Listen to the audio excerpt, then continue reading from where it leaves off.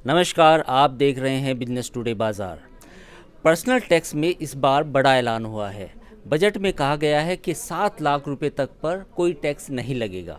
Actually इसका पूरा गणित क्या है, इसके पीछे का अंकगणित क्या है, समझने की कोशिश करते हैं। मेरे साथ मेरे सहयोगी हर्ष हैं। हर्ष, जी बताइए, एक्चुअल में 7 लाख तक टैक्स नहीं लगेगा न्यू टैक्स रिजीम में, मतलब क्या है? देखिए, सबसे पहली बात मैं अपने व्यूअर्स को क्लियर कर दूं कि ये जो 7 लाख रुपए तक कोई टैक्स नहीं लगेगा, ये नए टैक्स रिजिम में है जो सरकार 2020 में लेकर आई थी।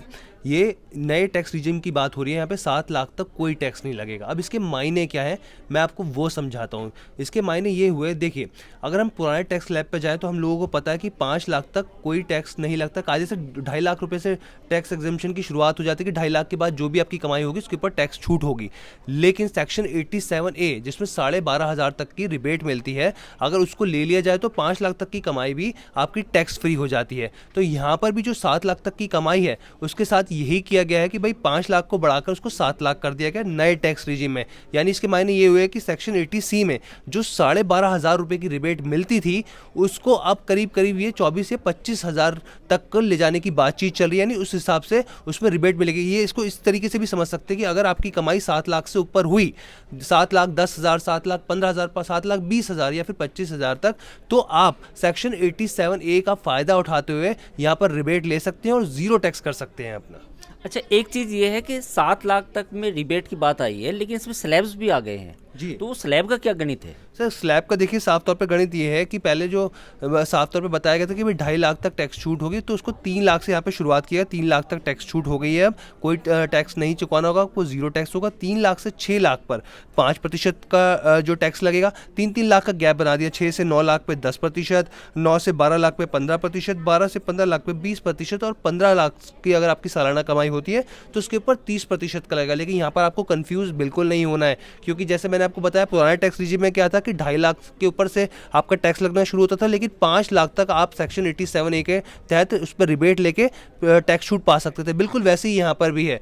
यहाँ पे कायदे से शुरू हो गया 3 लाख पर, लेकिन आप यहाँ पर भी अगर रिबेट का फायदा उठाते हुए 7 लाख तक अपना टैक्स जीरो कर सकते हैं और फायदा उठा सकते हैं नए टैक्स रिजिम में। मैं नए टैक्स रिजिम की बात कर रहा हूँ, बार बार आपको ध्यान इस और केंद्रित करने की कोशिश कर रहा हूँ। अच्छा, पुराने लोगों के मन में एक सवाल है कि मैं पुराने में जाऊं, नए में जाऊं, और पुराने में जो टैक्स स्लैब पहले पिछले इस वित्त वर्ष में जो लोग भरेंगे उसमें कोई बदलाव हुआ है, नहीं हुआ है? पुराने टैक्स रिजिम वाले जो लोग हैं, जो पसंद करते हैं उसे, जी जी जी उनके लिए क्या खबर है? सर, देखिए, यही सबसे बड़ी निराशा, बहुत ज़्यादा निराशा हाथ लगी उन टैक्स पेयर्स के लिए जो कुछ उम्मीद लगा के बैठे थे जो पुराने टैक्स रिजिम है कि 2.5 लाख से करीब 3 लाख हो जाएगा, या फिर 80C का जो दायरा है उसको बड़ा बड़ा कर दिया जाएगा, या फिर कुछ ना कुछ कहीं से सरकार रूम निकालेगी 80D में, जो जहाँ पे हम लोग इंश्योरेंस का देखते हैं, या फिर NPS को और कुछ बेहतर किया जाएगा। लेकिन यहाँ पर जो है पुराने टैक्स रिजिम में जो भी लोग उसको ऑप्ट करते थे या फिर जो उम्मीद करते थे कि उस पर कहीं कुछ ना कुछ रियायत मिलेगी, तो वहाँ पर कुछ भी रियायत नहीं मिली है। सिर्फ और सिर्फ मैं आपको बता दूं कि नए टैक्स रिजिम में ही जो बदलाव हुए हैं, हम लोग नए टैक्स रिजिम की यहाँ पर आपको बता रहे हैं, लेकिन पुराने टैक्स रिजिम में किसी तरह का कोई भी बदलाव नहीं किया गया है। मतलब सरकार चाहती है कि आप ओल्ड टैक्स रिजीम से नए टैक्स रिजीम की तरफ जाएं, और नए टैक्स रिजीम जो नया सिस्टम है उसी में बदलाव हुए हैं। जी। तो पुराने वालों को कोई राहत नहीं मिली, इसका मतलब? नहीं सर, पुराने वालों को कोई राहत नहीं मिली है। और सरकार ने साफ तौर पे भी बोला है कि जो नया टैक्स व्यवस्था है उसको ही डिफ़ॉल्ट के तौर पर अब देखा जाए। पहले ऐसा होता था कि पुरानी टैक्स व्यवस्था को डिफ़ॉल्ट के तौर पर देखा जाता था, लेकिन अब सरकार ने साफ तौर पे बोला है जो नई टैक्स व्यवस्था होगी वो डिफ़ॉल्ट के तौर पर आएगी।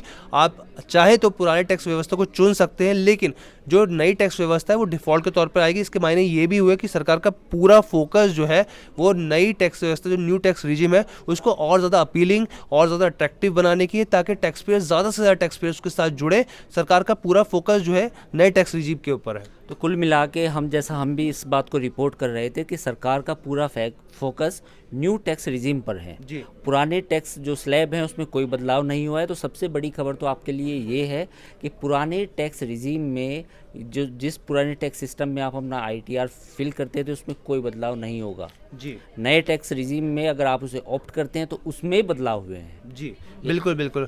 और साफ तौर पर देखिए, हमने आपको पूरा विश्लेषण बताया है, क्योंकि कहीं ना कहीं कई हमारे पास कमेंट आ रहे थे, कन्फ्यूजन की स्थिति बहुत ज़्यादा थी। हमने आपको साफ तौर पर क्लियर कर दिया कि 7 लाख तक जीरो टैक्स रहेगा।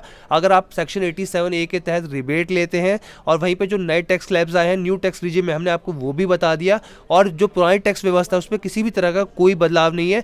ये पूरा इसका लब्बो लुआब था, ये क्लैरिटी थी, कहीं कोई कन्फ्यूजन की कोई गुंजाइश नहीं है। और इसी तरीके से हम आपको और भी बजट से जुड़ी हर एक खबर को आगे और भी देते रहेंगे पूरे विश्लेषण के साथ। अगर आपका कोई सवाल है तो आप अपने कमेंट बॉक्स में वो सवाल लिखिए, हम उस पर भी चर्चा करेंगे। और बजट की तमाम ऐसी बड़ी खबरों के लिए आप देखते रहिए बिजनेस टुडे बाज़ार।